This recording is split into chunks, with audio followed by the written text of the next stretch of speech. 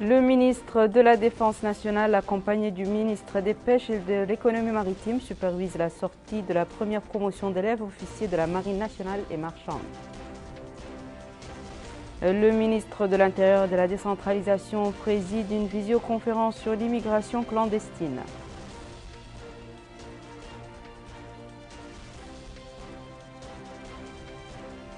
Poursuite sur l'ensemble du territoire national de la campagne de sensibilisation sur les dangers du coronavirus.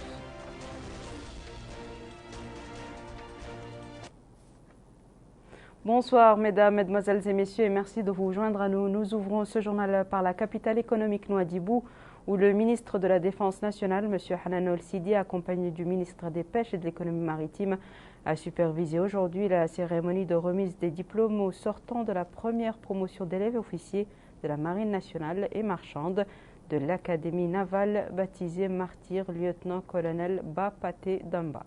Bokar Bailaba.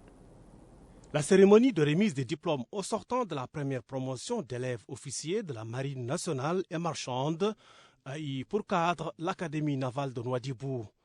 Et c'est le ministre de la Défense nationale, Hanan Ol-Sidi, accompagné du ministre des Pêches et de l'Économie maritime, Abdelaziz Ould Dahi, qui a supervisé une telle cérémonie. La promotion est baptisée Martyr lieutenant-colonel Bapate Demba. Elle comprend 18 officiers marine nationale et marine marchande, dont la formation s'est déroulée en 3 années d'enseignement théorique et pratique.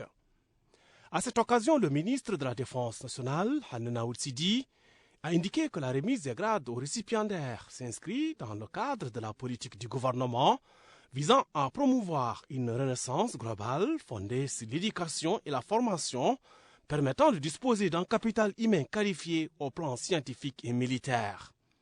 Il a ajouté que le département a choisi de conjuguer les efforts de la Marine nationale et d'autres secteurs pour rationaliser les ressources dans le cadre de la stratégie gouvernementale inspirée du programme du président de la République qui vise la mauritanisation du secteur de la pêche. Le ministre de la Défense nationale, Hanan Ol-Sidi, a également souligné l'importance de cette promotion d'élèves officiers de la Marine nationale et marchande, mettant en exergue le rôle joué dans cette formation par le ministère des Pêches et de l'Économie maritime, le ministère de l'Enseignement supérieur, de la Recherche scientifique et des technologies de l'information et de la communication, ainsi que celui de l'Académie navale. Autre intervention, c'est celle faite par le commandant de l'Académie navale, le colonel Aboubakrin Ahmedou Sidi, qui a indiqué que cette promotion est constituée de 10 officiers de la Marine nationale et 8 officiers de la Marine marchande. Il a précisé que la formation a bénéficié d'une attention particulière centrée sur l'efficacité et la compétence. A noter que la cérémonie de remise des diplômes s'est déroulée en présence du Wali de Dakhlet Ouadhibou, du président du conseil régional, du maire de la commune et des représentants des services régionaux. Je vous le disais en titre, ici à Nouakchott, le ministre de l'Intérieur et de la Décentralisation a présidé aujourd'hui une visioconférence sur l'immigration clandestine. L'objectif de la rencontre est de mener une réflexion sur les défis et les opportunités sur la route ouest africaine atlantique qui connaît ces derniers temps une recrudescence du trafic illicite des migrants. Renforcer et coordonner les actions en matière de lutte contre la migration illégale et les réseaux des trafiquants des migrants et détriments. Tel est l'objet d'une visioconférence présidée aujourd'hui par le ministre de l'Intérieur et de la Décentralisation, M. Mohamed Salem Ould-Merzoug.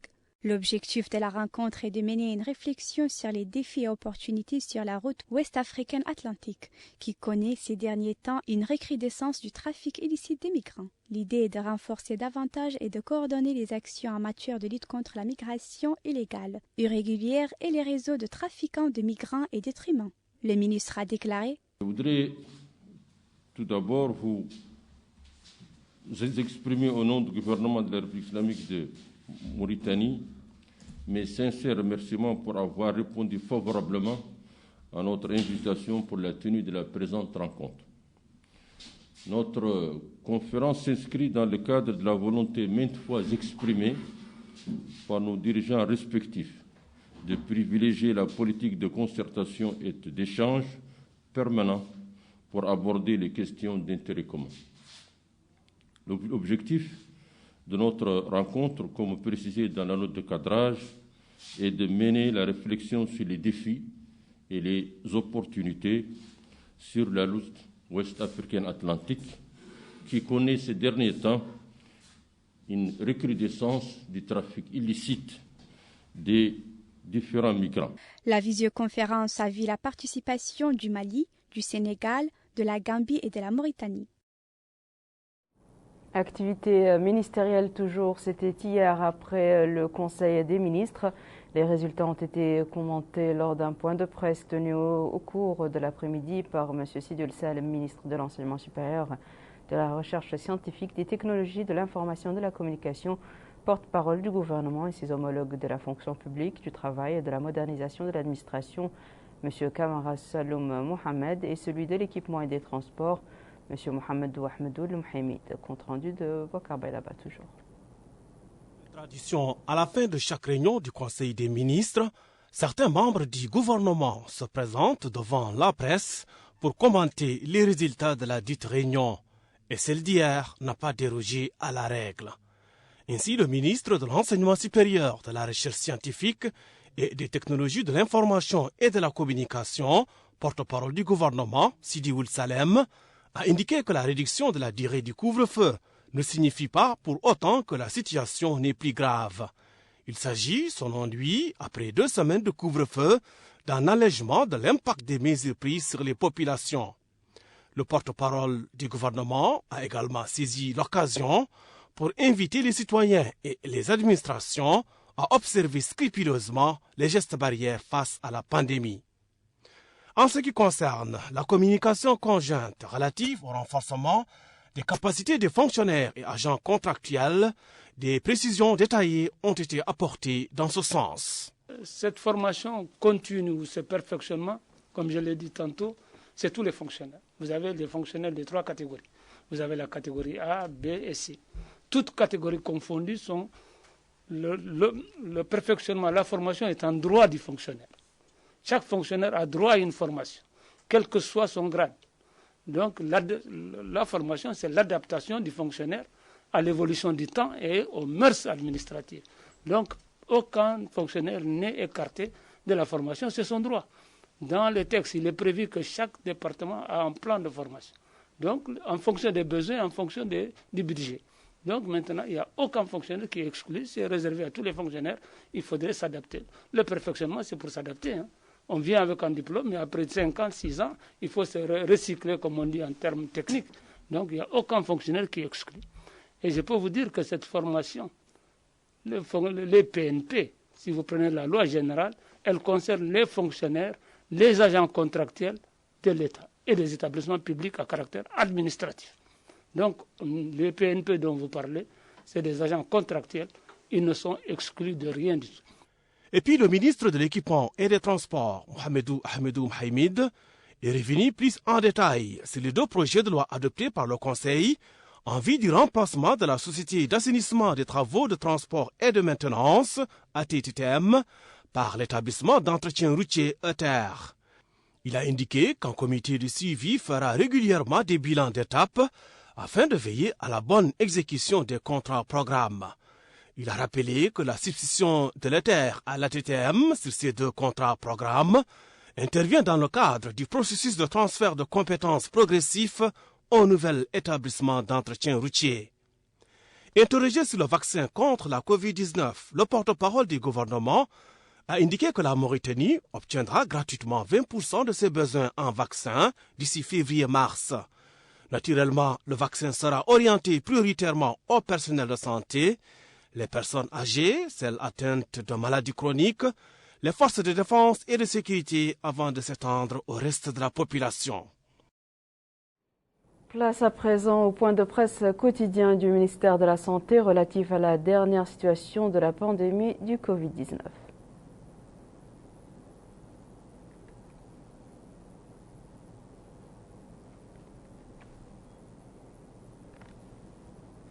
La région de Nouakchott a fourni aujourd'hui du matériel médical et des outils au Centre national d'oncologie et à l'hôpital Cheikh Zayed de Nouakchott. Cette assistance constituée de denrées alimentaires et de matériel médical vise à renforcer les capacités des institutions hospitalières nationales et à améliorer leur performance face à la propagation de la deuxième vague de la pandémie du coronavirus. Al-Hajj Abdullah Eddine. L'oncologie a été le premier à bénéficier d'une aide d'équipements médicaux offerte par la région de Nouakchott au profit des malades nécessiteuses. Cette assistance médicale est constituée des denrées alimentaires et des équipements médicaux. Elle vise à renforcer les capacités des structures hospitalières nationales et à améliorer leur performance face à la propagation de la seconde vague de la pandémie de Covid-19. À cette occasion, la présidente de la région de Nouakchott, Mme Fatma Abdelmalik, a déclaré: Nous sommes aussi ici aujourd'hui pour remettre un don modeste à l'hôpital oncologie.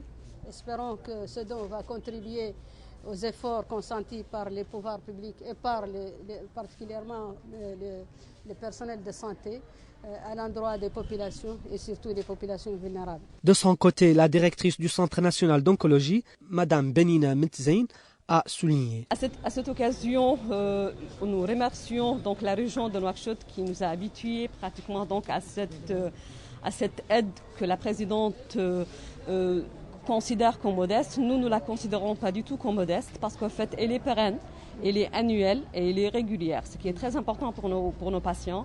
Et on sait que les patients de l'oncologie, leur prise en charge ne peut être correcte que s'il y a un partenariat efficace entre pratiquement tous les acteurs du pays. Le centre hospitalier de Cheikh Zayed a conseillé les seconds bénéficiaires de cette assistance médicale. Son directeur adjoint, Dr Sid Ahmed Oultagadi, a remercié la région de Nouakchott. Donc ce geste permettra bien entendu d'agir favorablement aux couches les plus défavorisées. Donc ça va nous permettre d'avoir une bonne prise en charge au niveau de cette couche. Donc ça va aussi nous permettre d'avoir un partenariat effectif avec la région. Cette aide médicale consacrée à des grandes structures hospitalières fait partie de la stratégie de la région de Nouakchott visant à endiguer la seconde vague de Covid-19. Place maintenant au point de presse quotidien du ministère de la Santé relatif à la dernière situation de la pandémie du Covid-19. Je présente la situation épidémiologique durant les dernières 24 heures. Les nouveaux cas enregistrés Covid-19 sont au nombre de 174, dont 17 parmi les contacts et 157 cas communautaires et 0 cas importés. Les nouvelles guérisons sont au nombre de 226 dans les dernières 24 heures et malheureusement 4 nouveaux décès ont été enregistrés. Le cumul de cas positifs depuis le début de la pandémie est de 13 118, dont 8 710 parmi les contacts et 4 223 cas communautaires et 185 cas importés.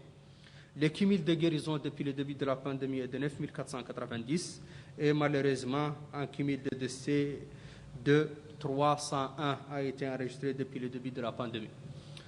Les cas actifs aujourd'hui sont au nombre de 3 327, dont 3 153 asymptomatiques, 109 avec symptômes légers et 65 avec situation clinique grave. Pour la distribution des nouveaux cas par Muqata'a, 2 nouveaux cas ont été enregistrés à Timbedra, 4 à Lioun, 3 à Tantan, 2 à Kifa, 3 à Kaïdi, 1 à Aleg, un nouveau cas aussi à Magda al-Hajar, 6 à Boutilimit, 1 à Ouad Naga, 1 à Arkiz, 4 à Nouadhibou, un nouveau cas à Tijigje, un nouveau cas à Selibabi, 1 à Zouarat, 1 aussi à Akjoujit, 3 nouveaux cas ont été enregistrés à Benishab, 8 à Luxar, 3 à Sabkha, 48 nouveaux cas à Tafraq Zeyna, 7 à Dar Naïm, 45 à Tayaret, 6 dans la Muqata'a de Toujounine, 17 à Arafat, 2 à El-Mina et 3 nouveaux cas dans la Muqata'a de Riyad. Durant les dernières 24 heures, 1725 tests ont été réalisés, dont 250 tests de suivi et 1475 tests de diagnostic. Distribués sur 1013 tests rapides TDR et 462 PCR. Pour la distribution de nouveaux tests par région, 36 à Hod Sharqi, 43 à Hod Gharbi, 117 à la Saba, 22 au Gorgol, 56 au Brakna, 58 au Trarza, 22 à la Drar, 54 à Dakhlet Nouadhibou, 13 au Taga, 36 nouveaux tests ont été réalisés à Guédimaqa, 18 à Tirzamour, 102 à Inchiri, 814 nouveaux tests ont été réalisés à Nouakchott-Ouest, 196 à Nouakchott-Nord et 138 à Nouakchott-Sud. Ce qui fait un cumul de tests réalisés depuis le début de la pandémie de 138 943, dont 19 957 tests de suivi et 118 986 tests de diagnostic. Distribués sur 95 659 tests rapides TDR et 23 327 tests PCR. Dans la wilaya de l'Inchiri, le Wali, accompagné des autorités sécuritaires, administratives et des chefs des services régionaux de la ville d'Agjoujt, a effectué une visite de terrain qui l'a conduit vers quelques infrastructures de la ville. Au cours de cette visite, le Wali a été informé sur l'engagement des habitants d'Agjoujt dans la lutte contre le Covid-19.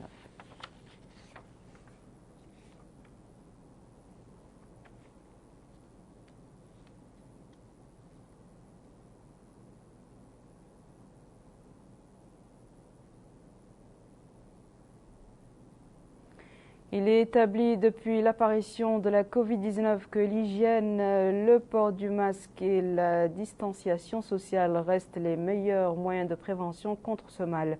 Face à la seconde vague de la pandémie du Covid-19 que connaît le pays depuis quelques semaines, une campagne de sensibilisation est lancée pour briser la chaîne de contamination. Voyons ce qui se fait dans ce cadre à Kaïdi. Mohamed Khattab. Les campagnes de sensibilisation et de mobilisation pour faire face à la seconde vague du coronavirus se poursuivent à Kaïdi, cette fois à travers une coordination entre l'Union des coopératives féminines, l'Association pour le développement et Sononkara. Le consortium a ciblé plusieurs quartiers de la ville, insistant sur l'impérieuse nécessité de respecter les mesures préventives et les gestes barrières. Les organisateurs de cette campagne ont distribué masques, gel hydroalcoolique, savon, eau de javel, ustensiles de lavage de mains. Nous sommes ici au quartier Tinza, dit ce représentant du consortium, où nous distribuons ce matériel nécessaire pour se prémunir contre le virus de la Covid-19 au profit de 50 familles. Nous sommes un consortium d'ONG qui militons en faveur des mesures préventives et d'accompagnement de la lutte contre la pandémie de la Covid-19, dit cette femme. Nous menons des campagnes de sensibilisation au niveau de Wondama, Gataga, El Jadida et Tinza, où nous distribuons des kits de matériel de nettoyage comme le savon, le javel, en plus des masques. Les bénéficiaires de ces aides ont salué ces gestes qui, dit-il, vient à point nommé. Selon ces jeunes activistes de la société civile, l'opération en cours a été financée par Oxfam et Rosa dans le but d'intensifier les campagnes de sensibilisation sur le coronavirus, l'importance des mesures préventives décidées par les pouvoirs publics visant à combattre la pandémie et limiter la propagation du virus de la Covid-19.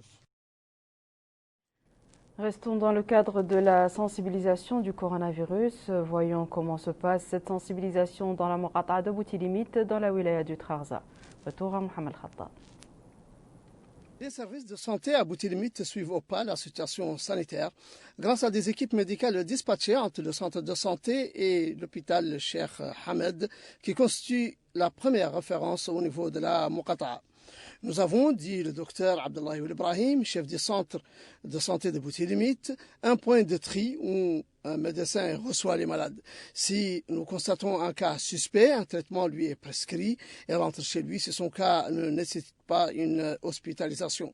Auquel cas, il est transféré à l'hôpital Hamed où une unité est dédiée pour les cas graves. Selon le docteur Ahmed Oul Neda, responsable de l'unité Covid à l'hôpital Hamed, la seconde vague de la Covid-19 est apparue début décembre Et nous avons, dit-il, enregistré le premier cas le 10 décembre. Depuis lors, nous continuons à en voir arriver avec des hospitalisations qui vont de 1 à 4 cas au maximum. Aujourd'hui, nous en avons un seul. La plupart des cas sont passés convenablement, même si nous déplorons 3 décès. Sur un autre plan, les campagnes de sensibilisation se poursuivent, notamment au marché, des équipes de désinfection nettoyant bâtiments, structures administratives, édifices scolaires et mosquées. Issa Ould Rajil, maire de Boutilimit, souligne que la commune a coordonné son action avec les autorités administratives en distribuant des quantités non négligeables de masques, avoisinant 7000 masques livrés aux écoles, aux organisations de la société civile, aux associations des jeunes. Nous avons mené une vaste campagne de sensibilisation, dit-il, avec des haut-parleurs, appelant les populations à respecter et à appliquer strictement les mesures préventives pour endiguer la circulation du virus de la COVID-19. La police quadrille le marché, dit ce jeune homme, ne laissant passer aucun véhicule. Les gens ici sont conscients du danger de la pandémie, dit cet autre. Une campagne de sensibilisation qui bat son plein à Boutilimit, où les populations semblent de plus en plus précautionneuses, attentives au port du masque ou du turban et craintives face à une seconde vague du coronavirus à laquelle elles ne peuvent être insensibles. Direction à présent Toufoundé Sivé dans la wilaya du Gorgol, où une grande partie des habitants de cette ville vit de l'agriculture. La culture maraîchère se pratique en cette période sur la rive du fleuve et attire des centaines de citoyens dans cette région frontalière. Al-Hajj Abdallah Eddine. Des dizaines de superficies ont été mises en valeur sur la partie fluviale avoisinante à l'arrondissement de Toufoundé Sivé. Dans cette zone, l'agriculture constitue un dénominateur commun pour la population locale. Ces superficies agricoles attirent un grand nombre d'habitants qui se sont regroupés en coopératives agricoles. Les membres de ces coopératives travaillent sur un même projet agricole conjoint. Les légumes et les céréales constituent l'essentiel de la production agricole de ces champs. Ces produits représentent pour les habitants la possibilité de parvenir à l'autosuffisance alimentaire. Cet agriculteur déclare que cet important projet regroupe 220 agriculteurs et au moment du reflux du fleuve, on exploite ces espaces en semant différentes graines telles que l'haricot et le maïs. Et il ajoute que ces agriculteurs bénéficient énormément de ce projet. Ils consomment une partie de la moisson et ils vendent la partie restante. Une autre superficie est l'objet d'un projet agricole qui couvre plusieurs hectares. Ce projet attire de nombreuses familles, pour lesquelles il représente une source non négligeable de leurs besoins alimentaires. Parlant de son projet dénommé El Mustaqbel, cet agriculteur précise que ce projet couvre une superficie de 15 hectares, dont la moitié a été réhabilitée. De surcroît, ce projet permet d'employer 35 agriculteurs et il ajoute produire les oignons, les carottes, les choux et les navets. Les agriculteurs de Toufoundé Sivé espèrent obtenir un appui de la part du gouvernement pour pouvoir accroître et diversifier leur production. Une production qui sera d'autant plus abondante que la terre est fertile et que l'eau est en abondance. Ce sera tout pour ce journal, mesdames et messieurs. À présent, le rappel des titres. Le ministre de la Défense nationale, accompagné du ministre des Pêches et de l'Économie maritime, supervise la sortie de la première promotion d'élèves officiers de la Marine nationale et marchande. Le ministre de l'Intérieur de la décentralisation préside une visioconférence sur l'immigration clandestine.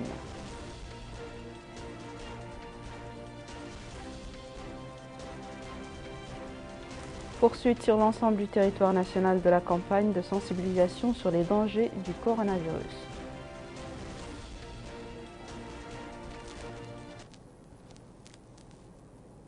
C'est la fin de ce journal, mesdames et messieurs. Merci à vous de nous avoir suivis. Merci de votre fidélité. Je vous souhaite une excellente suite de programmes sur le Mauritanie.